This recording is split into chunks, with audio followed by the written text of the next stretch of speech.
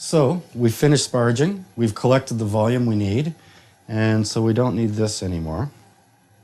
Just going to turn off the spigot and let that drain in. And that can go in there. Now it's time to add the hops. So we have our Columbus that we've weighed out, and they're going to boil for an hour. And so the volume you see here is actually going to reduce quite a bit because you can see the steam, and that's evaporation. And the goal is to end up with 40 liters. So here we go. Oh, that smells great. And I'm just gonna, they will eventually sink on their own, but a little bit of help.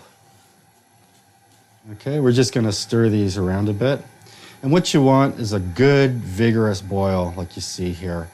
And you want to keep the hops churning around. It's the alpha acid in the hops that give you the bitterness. And alpha acid is only slightly water soluble.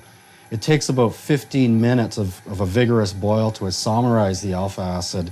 And then the other 45 minutes, it's just dissolving. And even with a good vigorous boil, you're only getting between 25 and 30% utilization.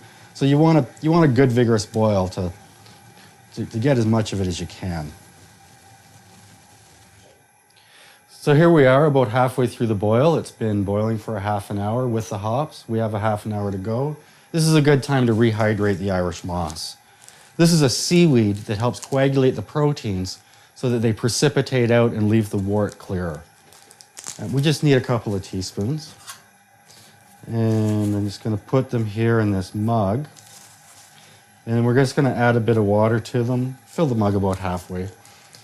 And just let it absorb the water. And then it'll be ready to use in 10 or 15 minutes, and that's exactly when we'll need it.